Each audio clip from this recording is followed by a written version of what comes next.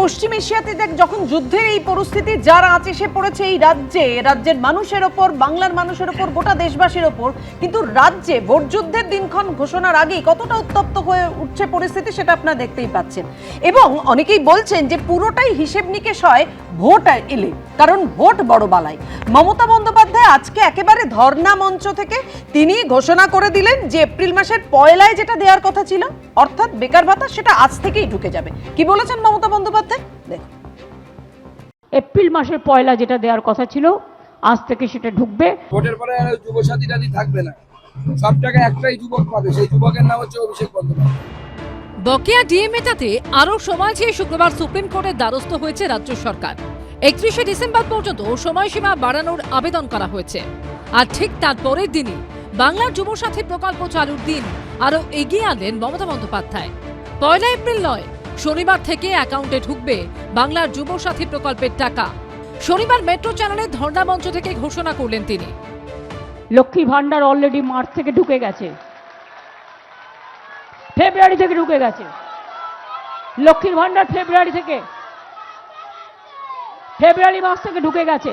শুনুন, আমরা যেটা বলি আমরা করি, আর অন্যরা যেটা বলে সেটা ছবিতে বাঁধিয়ে রাখে, এইটাই হচ্ছে তফাৎ। উনি হিসাব করেছেন 9 লক্ষ সরকারি কর্মচারী শিক্ষক আছেন আর 85 লক্ষ আবেদন করেছেন। উনি হিসাব কষে দেখেছেন, হেরে তো গেছি, যদি এইটা করে 1,500 টাকা দিয়ে যদি কিছু ভোট পাওয়া যায়। উনি অঙ্ক কষেছেন, এটা ভোটের অঙ্ক। এপ্রিলের বদলে 7ই মার্চ থেকেই যুবসাথী প্রকল্পের টাকা দেওয়া নিয়ে কটাক্ষ করেছে কংগ্রেসও। মমতা যত বুঝছে হাল বেহাল হচ্ছে, তত তাদেরকে টাকা দিয়ে ঝামেলা মেটাতে চাইছে।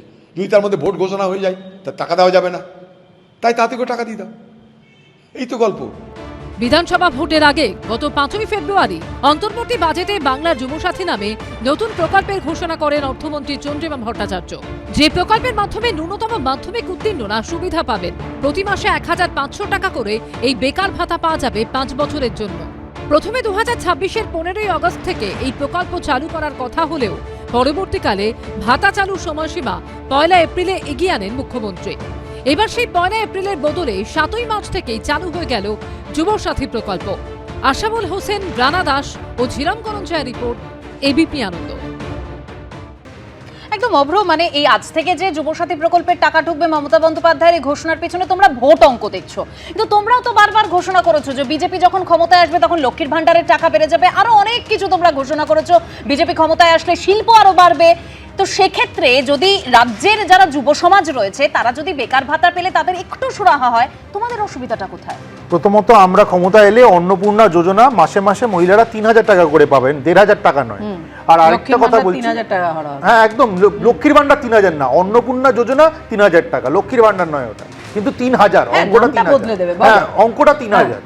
আমি বলছি যেই রাজ্যে বেকাররা চাকরি চাইছিল সেই রাজ্যে তাদেরকে বেকার ভাতার লাইনে দাঁড় করানো হলো।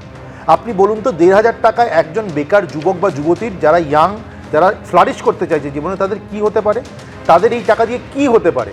আর আজকে মুখ্যমন্ত্রী ধর্ণা মঞ্চ থেকে এই জিনিসটা বলছেন, মানে ধর্ণাতে এতই লোক হয়নি, আমরা নিউজে দেখছিলাম পুরো ধর্ণা মঞ্চের জায়গাটা ফাঁকা, নিচের জায়গাটা ফাঁকা। কিছু করে তো লোক টানতে হবে, কিছু করে তো মিডিয়া অ্যাটেনশনটা পেতে হবে, তাহলে এটাই বলে দিই। আর এটা বলে আমি একটা কথা বলি, বেকাররা তো পরিষ্কার বুঝতে পারছেন যে রাজ্যে কর্মসংস্থান নেই তৃণমূলের কারণে।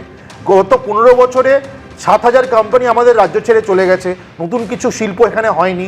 মুখ্যমন্ত্রী মমতা বন্দ্যোপাধ্যায় ধর্ণা দিচ্ছেন থেকে আমরা সবাই চোট মিছিলে আসছেন, আমরা ছবি দেখেছি, কিন্তু উনি একটা ফিতে খাচ্ছেন কোনো ইন্ডাস্ট্রির, সেই ছবি আমরা দেখিনি, এটা সবাই জানে।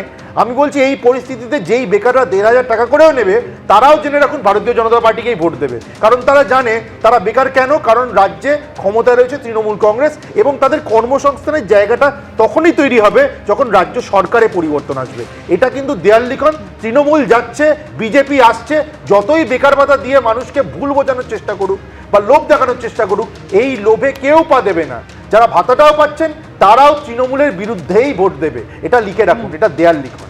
আমি তন্ময়ের কাছে আসবো। তন্ময়, ভাতা দিচ্ছে সরকার, কোনো অসুবিধা নেই, মানুষের হাতে টাকা আসছে, একটা বেকার যুবক বা যুবতী সে টাকা পাচ্ছে, তার সাময়িক যে একটা খরচ, হাত চালানোর খরচ, যেটাকে আমরা হাত খরচ বলি, তার হাতে আসছে, কোনো অসুবিধা নেই। কিন্তু যারা লাইনে দাঁড়িয়েছেন এই বেকার ভাতা নেওয়ার জন্য ফর্ম ফিল আপ করতে, কেউ এমটেক পাস করেছে, কেউ MBBS এ পাস করেও সেই লাইনে দাঁড়িয়েছে যুবক বেকার ভাতা নেওয়ার জন্য, এবং তারা কেউ বলেই ফেলছেন যে বেকার ভাতা নিচ্ছি ঠিকই, কিন্তু রাজ্য সরকার যদি কর্মসংস্থানের ব্যবস্থা করত তাহলে তো আরো ভালো হতো, তাহলে তো উন্নয়নটা হতো। ঠিক, আমি এই বিষয়ে 2-3টে কথা বলবো। তার আগে জাস্ট একটা 30 সেকেন্ডের অন্য বিষয় বলছি, কারণ অভ্র আগের প্রসঙ্গতে বলছিল এবিপি আনন্দর বোঝানোর একটা দায় আছে। এলপিজি আর পেট্রোলিয়াম আলাদা না, এলপিজি আর পেট্রোলিয়াম আলাদা নয়। এলপিজি হচ্ছে পেট্রোলিয়ামের আন্ডারেই পড়ে। অন্য জায়গা থেকে করা হয় সেটা বলেছি, আপনি কানে তুলে বুঝেছিলেন তো? না, আমি বলে দিই, বোঝাতে যাচ্ছেন আলাদা। ঠিক করে বোঝার আগে শুনুন, তারপর এলপিজি পেট্রোলিয়ামের মধ্যেই পড়ে ভাই, দুটো জায়গা থেকে তন্ময় তখন বলেনি, এবার তো তন্ময়কে বলতে দিতে হবে। পেট্রোলিয়ামের মধ্যেই তোমার পড়ে। ব্যাখ্যা তুমি দিয়েছো, দর্শকরা শুনেছেন। এবার তন্ময়ের ব্যাখ্যাটা আলাদা শুনতে বললে হবে। দুটো আলাদা নয়। আর দর্শকদের উপর এইটুকুনি ছাড়ো, এইটুকুনি দর্শকদের উপর ভরসা রাখো, কোনটা ঠিক কোনটা ভুল দর্শকরা বিচার তৈরি করবে। করেছি নিজে হাতে, ওটা আমি জানি, আমি ওই ইন্ডাস্ট্রিতে ছিলাম। এলপিজি পেট্রোলিয়ামের আন্ডারে পড়ে। অভ্র প্লিজ, আমি আবার বলছি না অভ্র তোমাকে থামতে হবে। বলছো, তোমার তুমি কথা ভুল শুনবো। বলছো। এলপিজি না, দুটো আলাদাই। আরে পেট্রোলিয়াম দুটো আলাদাই। আমি বলছি এলপিজি তন্ময়, ইজ তুমি বলতে অলসো আ থাকো। Category of petroleum. বোঝা গেছে? পেট্রোলিয়ামেরই একটা ভাগ হচ্ছে এলপিজি। অভ্র তোমাকে বিরত করছি, একটু বলতে দাও। আমি বুঝতে পারছি তোমার অসুবিধা হচ্ছে, অস্বস্তি হচ্ছে, একটু তন্ময়কে শেষ করতে দিতে হবে। যাও, হ্যাঁ, ঠিক তন্ময় না আছে। শেষ করে নাও আচ্ছা, তুমি। এইবার হচ্ছে বেকারদের যে বিষয়টা নিয়ে কথা হচ্ছে, নিশ্চিতভাবে প্রত্যেকটা বেকার যুবক যুবতী চাকরি পান, সেটা নিশ্চিতভাবে আমরা চাই। এই মুহূর্তে দাঁড়িয়ে ইন্টারিম রিলিফ দেওয়ার জন্য বেকার ভাতার যে সিদ্ধান্ত নেওয়া হয়েছে সেটাই করা হয়েছে, কিন্তু তার মানে এই নয় যে বেকারদের হার, হ্যাঁ আরও ভালো করা যেত, আরও কমানো যেত বেকারদের হার, সেই লক্ষ্যে কাজ করে চলেছি। কিন্তু আজকের দিনে দাঁড়িয়েও জাতীয় গড় 4.8%-এর জায়গায় মানে এখানে তৃণমূল সরকার অন্তত 3.6 করতে পেরেছে, 1.2% কম কম্পেয়ার টু ন্যাশনাল অ্যাভারেজ। তার মানে এইটা প্রমাণ করে ভারতের যে জাতীয় গড় তার থেকে অন্তত আমরা ভালো পজিশনে আছি। সুতরাং বিজেপি যখন এত কথা বলছে, তাদের মাথায় রাখা উচিত যে পশ্চিমবাংলা অন্যদের তুলনায় ভালো আছে। তার মানে এই নয় যে বাকিটাও হচ্ছে 3.6%টাকে আমি শূন্য করতে চাই, নিশ্চিতভাবে চাই, কিন্তু এমন নয় যে সব জায়গায় দারুণ আছে আর আমরা সব থেকে খারাপ। রেকর্ড বলছে গত 44 বছরে সব থেকে বেশি বেকারত্ব বেড়েছে বিজেপির শাসনকালে। আমি বলছি না, কেন্দ্র সরকার তাদের নিজস্ব তথ্যে বলছে। সুতরাং এই তথ্য অনুযায়ী পশ্চিমবঙ্গ অনেক বেটার পজিশনে আছে। নিশ্চিতভাবে আমরা বলছেন না তো আমরা আরো কাজ করব যাতে ছেলেমেয়েরা রাজ্য ছেড়ে চলে যাচ্ছে, একবার বলছেন না তো? বেকারদের হার আরো কমে আসছে। আমি দুজনকে থামাবো। এবিপি আনন্দ, এগিয়ে থাকে, এগিয়ে রাখে।